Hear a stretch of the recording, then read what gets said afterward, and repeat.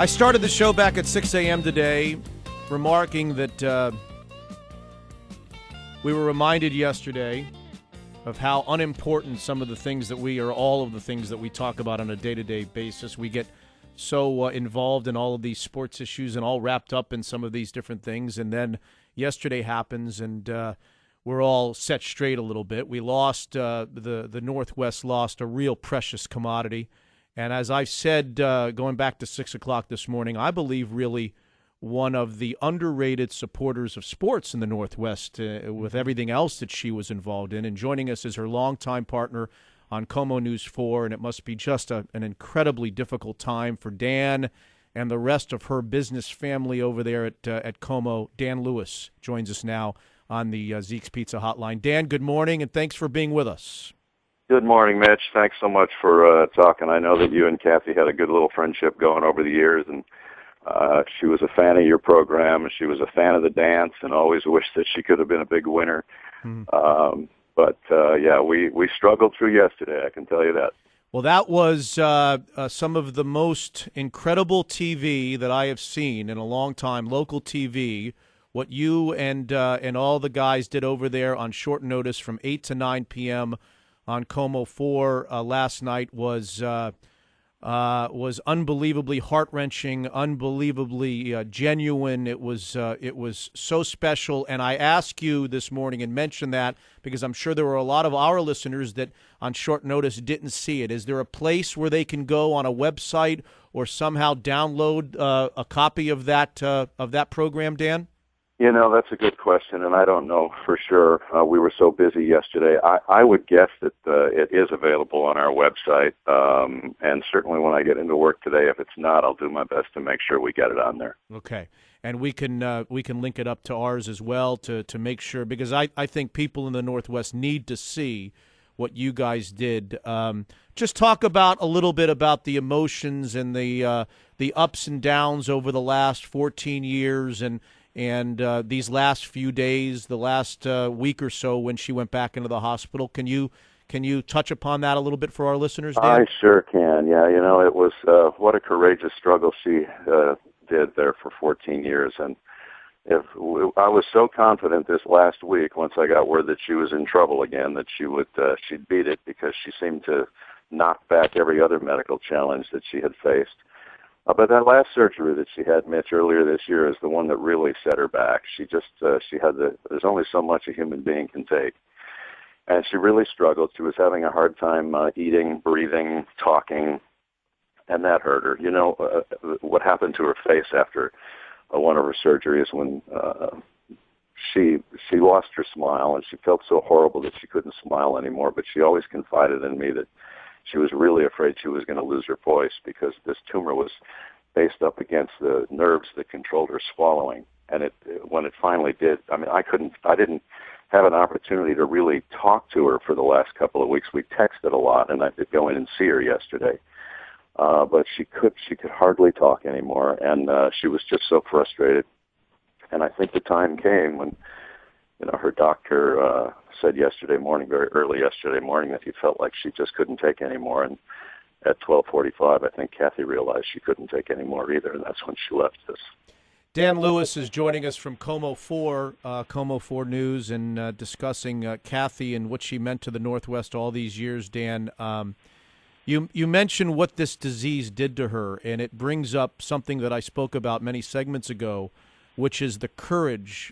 You know, you don't know everything about somebody ever, but you learn a lot about how people handle tough times and illness. And what I didn't know about Kathy 20 years ago, 15, 18 years ago, that I learned is the kind of courage she had. I can only imagine that somebody in your field that deals with being on television every night and coming into people's homes, that when illness takes your physical appearance away, it would be very easy to go off and be private and to not want to be out and about. And yet the way she publicly fought this battle and did everything that she could do to shine the spotlight at her own expense on this terrible disease and finding some ways and some cure leads me to believe that this woman had more courage in her pinky than I have in my entire body. Talk about how difficult that must be for somebody in the television business that takes pride in how they look, how she handled that over the years. Well, she always said she would never hide. She never once asked for any pity. I never once in 14 years ever heard her say, "Why me?" She did question the why. She wondered why. She knew there was a reason for what had happened to her. And I think a lot of that courage came because she realized that possibly the reason was that she was to set an example for others, that she was to show this kind of strength and courage for many other people who were facing medical issues. And maybe part of that reason was that she needed to be upfront to help make awareness for brain tumors. She so much wanted to find a cure for the type of tumor that she had, and all brain tumors. And she did start the Kathi Goertzen Foundation.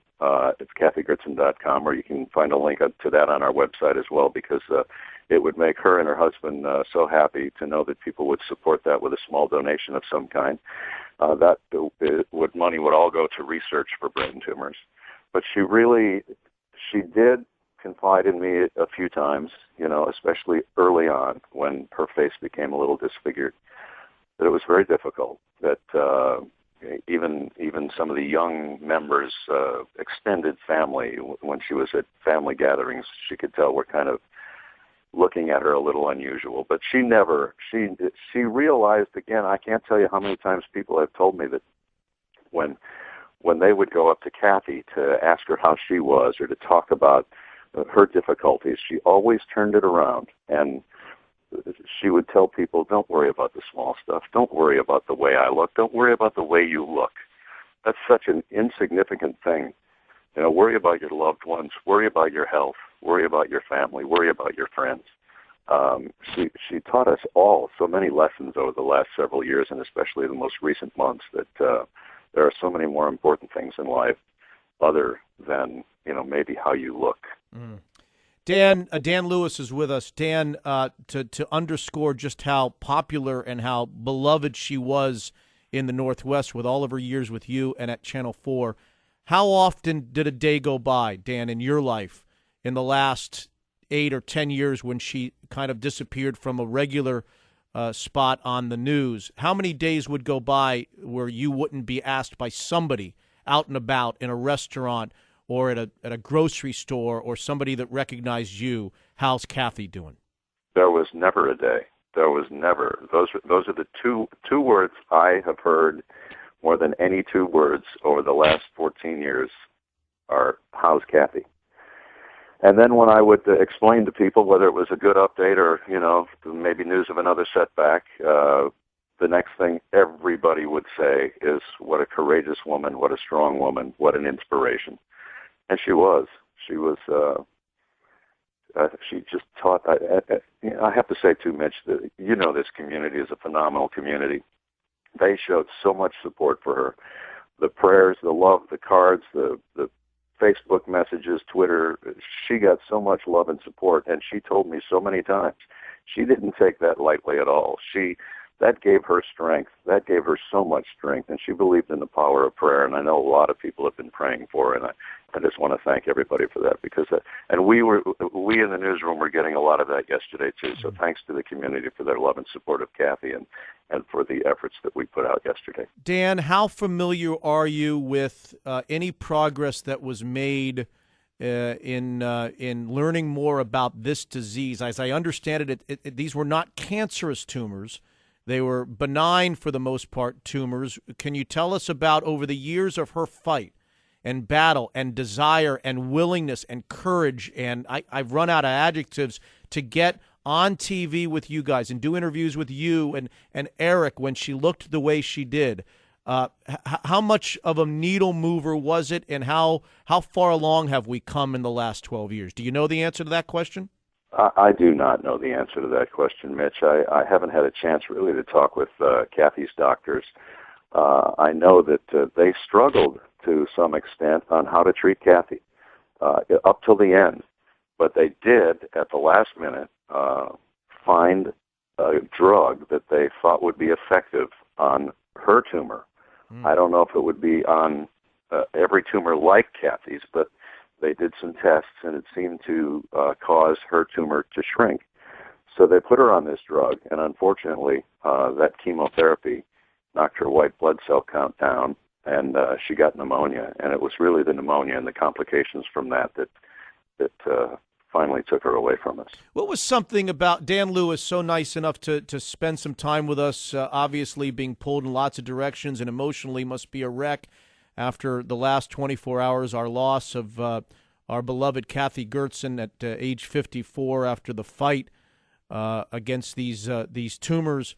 Tell us something about Kathi that maybe we didn't know, or would you tell us that, geez, we've watched her all these years come into our family rooms, in our living rooms, in our bedrooms, and what we saw was exactly her. Is there some side of her that maybe the public didn't get a chance to know about and hear about that you could share with us, Dan? I don't think so, Mitch. I honestly think that what you saw with Kathi is what you got. I think it was the key to her success. I think it was the key to people loving her the way that they have. Is she put everything out there. She was so genuine and real. I said it on our broadcast last night that Kathi was not a broadcaster.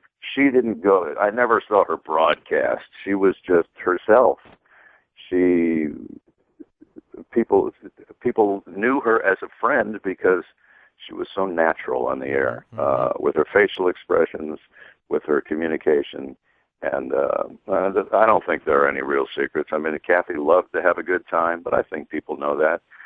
Kathi and I shared so many laughs, and we partied a lot together. The whole KOMO anchor team has partied together. We used to take weekend vacations and trips together as an anchor team, and we were blessed. We were blessed to have Kathi, and I think we still are blessed that we have such a great team at KOMO. And to speak to that issue of her being genuine and what you saw is what you got, and her never really being a broadcaster as much as just being herself, some of the moments that I'll remember, and I know that I must echo somebody's sentiment, is on those rare occasions, Dan, where you and her had to give us the bad news and the difficult news. There was often a tear. There was often a breakdown on TV, and there were a lot of people in your profession that I'm assuming would not allow us to see that side and would be scared of kind of shedding that broadcasting image, that professional image for that brief second. Not Kathi. I can't tell you the actual news because I can't remember, but there were times where I saw her shed a tear on the air as she delivered bad news to us, Dan. There's no question. I mean, I did say that we laughed a lot together, but there were times that we would cry together as well. We are human beings, and I know that one of the more recent developments that really hit Kathi hard, hit us all hard, was that horrible spate of police killings that we had a couple of years ago. Yes. And she and I would cover the memorial services live for the officers that we lost. And there were a lot of tears on those days. And Kathi was just such a sweet, loving human being. I saw her in so many situations, sometimes at Children's Hospital, sometimes just out in public, where people would come up that she didn't even know, and they would talk about a medical issue. And she had so much compassion and love, and just had this feeling that there was a greater good that she had, that she needed to take the time, whether it was 5 minutes or honestly 30 minutes. A time was not an issue with Kathi when she was trying to help somebody through some trying time. I mentioned earlier on the show that I used to see her at the Key Arena in between 6 o'clock newscasts and 11 o'clock newscasts. She loved the Sonics. She loved the Sonics, and you'd see her. She loved the Storm.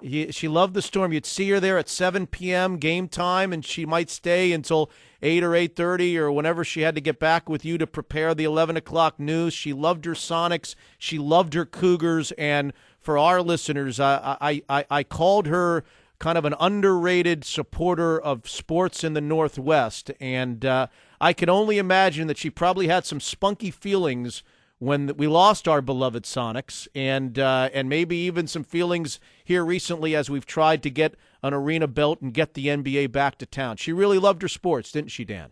She really did, yeah. And it started, I think, with the Cougars. But she was a tremendous Sonics fan. I mean, she loved the Gary Payton era, and she would go to a game whenever she possibly could. She knew basketball. She really became a good fan. she became a little bit of a Mariners fan, but it's funny, the first few years I was there, I could tell she did like sports. She loved Cougar football more than anything. And she did not really go to a lot of Mariners games, and I finally convinced her the first night that the Griffeys played together, that was the night that she needed to go with me out to the ballpark. And we were up in the press box, and she caught the bug. It was that one game that she caught the bug, and then she realized how much fun you can have at the ballpark. And she learned a lot more about baseball and became a big Mariners fan as well. And of course, those trips to the Rose Bowl from Washington State. I can remember a voice message I got from her after Ryan Leaf had that rose in his mouth, in his teeth, after beating the Huskies in the Apple Cup to go to that Rose Bowl. How happy she was that her beloved Cougars finally made it back to the Rose Bowl.